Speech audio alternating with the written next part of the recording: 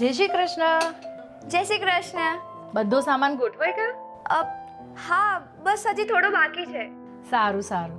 તને યાદ છે પેલા આપણે 2-5 વર્ષે ઘર બદલતા હતા? હા. અને બેટા તને એ પણ યાદ હશે કે આપણે કેવા મેલા કપડાં લઈને પાણીની ટાંકીએ જતા હતા અને ત્યાંથી પાણી ભરીને લાવતા હતા. હા મમ્મી, પણ આખરે આ બધામાંથી આપણને છુટકારો મળ્યો. હા બેટા, મળ્યો. કેમ કે મોદીજી આવ્યા, પોતાના ઘર થયા, પાણીના કનેક્શન આવ્યા, ચૂલા ગયા અને ગેસ કનેક્શન આવ્યા.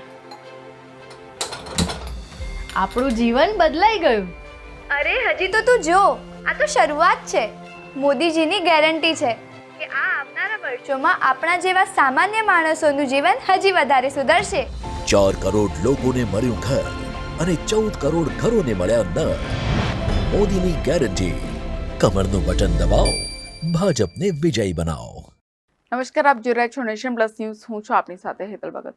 તારીખ 7 મેના રોજ લોકસભાની ચૂંટણી માટેનું મતદાન 25 બેઠકો ઉપર યોજાનાર છે. સુરતમાં ભાજપના ઉમેદવારને બિનહરીફ વિજેતા જાહેર કરી દેવાયા છે. તેમ છતાં હજુ ભાજપનો ભરતી મેળો એ જ ગતિથી આગેકૂચ કરી રહ્યો છે. ગુજરાત ભારતીય જનતા પાર્ટીના પ્રદેશ અધ્યક્ષ CR પાટીલની અધ્યક્ષતામાં ભરતી મેળો યોજાયો હતો, જેમાં આમ આદમી પાર્ટી, ગુજરાત માલધારી સેલ સહિત અન્ય મોરચાના નેતાઓ અને કાર્યકરોએ ભાજપનો ખેસ ધારણ કરી લીધો હતો. એક તરફ ભારતીય જનતા પાર્ટીએ 25 બેઠકો પર 5 લાખની લીડથી જીતવાનો લક્ષ્યાંક આપ્યો છે, ત્યારે ભાજપ એડી ચોટીનું જોર લગાવી રહી છે.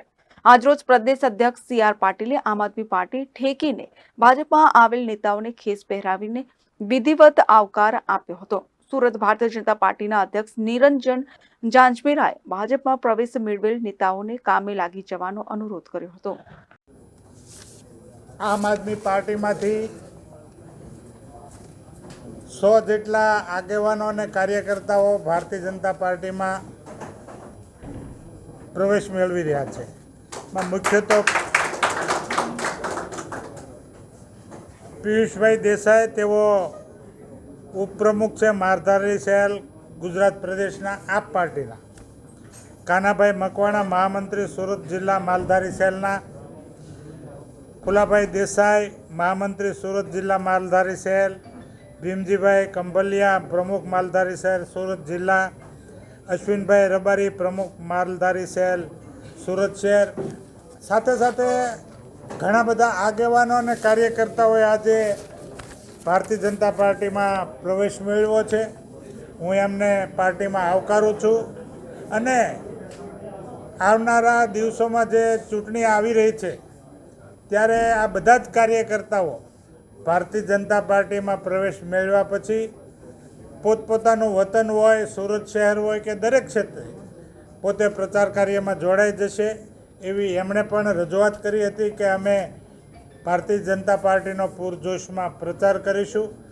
આદરણીય વડાપ્રધાન નરેન્દ્રભાઈ મોદી સાહેબની વિકાસની રાજનીતિ અને એમણે મોદી સાહેબે આ દેશનું જે ગૌરવ વધાર્યું છે અને આદરણીય પાટીલ સાહેબના સંગઠનની કુશળ રણનીતિ, આ બધા જ સમીકરણોને ધ્યાનમાં રાખી તેઓ આકર્ષિત થયા હતા અને આજરોજ ભારતીય જનતા પાર્ટીમાં જોડાયા છે. પુનઃ હું એમનું સૌનું સ્વાગત કરું છું, આવકારું છું. ધન્યવાદ. હું પહેલાં આમ આદમી પાર્ટીમાંથી માલધારી સેલની જવાબદારી નિભાવી રહ્યો હતો ગુજરાત પ્રદેશની. અત્યારે હાલ મેં વિધિવત રીતે CR પાટીલ સાહેબના હાથે અને સંગઠનના હાથે મેં અત્યારે હાલ ભાજપમાં જોઈનિંગ કર્યું છે અને એમાં મારી વિચારધારા હતી કે સંગઠનને મજબૂત કરવા માટે અને લોકોના પ્રશ્નો અને લોકોનું કામ થાય એના માટે મેં અત્યારે હાલ BJPનો જોઈન કરી છે અને ભારતીય જનતા પાર્ટીની અંદર હું તન મન ધનથી સેવા કરી છે. આપ છોડવાનું કારણ સાહેબ એટલું હતું કે એની અંદર આપણે મહેનત કરતા હતા, બધું હતું, પણ એમાં જેવી લોકોનો કામ ને લોકોના પ્રશ્નો હતા ને એ ઉકેલ આવતો ન હતો અને એના કારણે પછી મારે ના છૂટકે છોડવું પડ્યું છે. Bureau report, Nation Plus News, Vadodara. સમાચારોના સતત અપડેટ માટે નેશન પ્લસ ન્યૂઝના યુટ્યુબ ચેનલને સબસ્ક્રાઇબ કરો, બેલ આઇકન દબાવો અને ફોલો કરો ઇન્સ્ટાગ્રામ, ફેસબુક અને ટ્વિટર પર.